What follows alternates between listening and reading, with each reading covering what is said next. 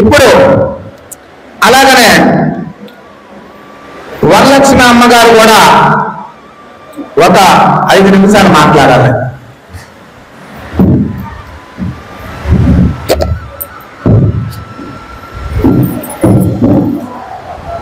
జై శ్రీ సద్గురు ప్రభు మహారాజుకి జై. సభకు నమస్కారం. గురువే సర్వలోకానాం విషజే భవరోగీనాం నిర్భయే సర్వ విద్యానాం శ్రీ దక్షిణామూర్తయే నమః.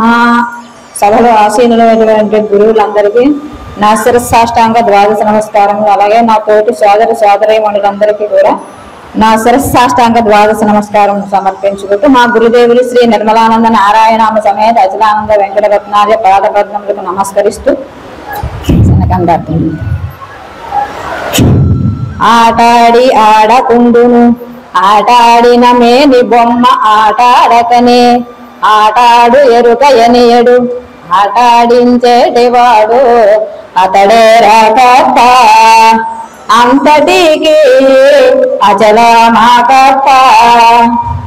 చేటు పాటుల రెంటి సేవచ్చు ఫలమును ముమ్మాటి కనుభవించే మరణ జననముడంగ అతడే రకర్త అంతటికి అచల మాకప్ప.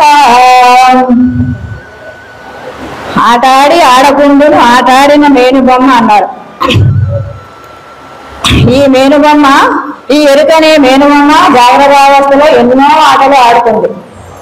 రాజులుగా, మంత్రులుగా, సేవకులుగా, గురువులుగా, సాధు సత్పురుషులై మంచివాడిగా, చెడ్డవాడిగా ఇలా ఎన్నో రకములుగా ఆడుతుంది. జాగ్రత్తావస్థలో ఆడుతుంది.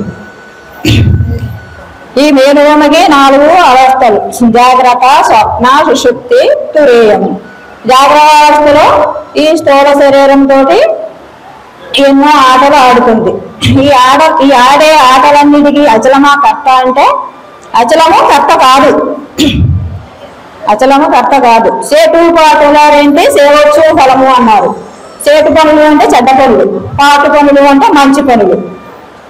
మనం చేసే పూర్వజన్మ కర్మ ఫలితము ఈ జన్మలో అన్వయిస్తూ ఇప్పుడు చేసినటువంటి ఇప్పుడు చేసినటువంటి పుణ్యకర్మలు, పాపకర్మలు తరువాతి జన్మలు అనుభవిస్తూ ఈ ఎరుక రాకడా పోకడలతో జనన మరణాలతో రాకడా పోకడ కలిగి జనన మరణాలకి ఈ అచలము కర్త కాదు. ఇది ఎన్నో సంకల్పాలు వికల్పాలతో కూడుకున్నటువంటిది. మన సచ్చిదానంద పగడాల వెంకటేశ్వర స్వామి ఒక కందార్థం చెప్పారు. సంకల్పమే జన్మంబలు సంకల్పమే మరణమగును జగములవును సంకల్పమే సంశయమగును సంకల్పమే భ్రమకుమూలం చక్కగా వినరా సంకల్పమే చిక్కులు గనరా మక్కువతో ఏ మాయా సంకల్పమును నిక్కమును వదలి నిజ రూపమును బంధు చక్కగా వినరా సంకల్పమే చిక్కులు గనరా.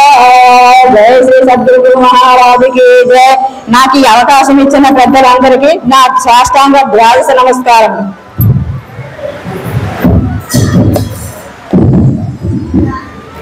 చాలా సంతోషము.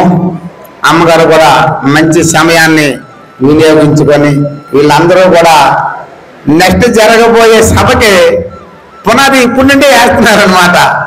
కాబట్టి చాలా సంతోషము.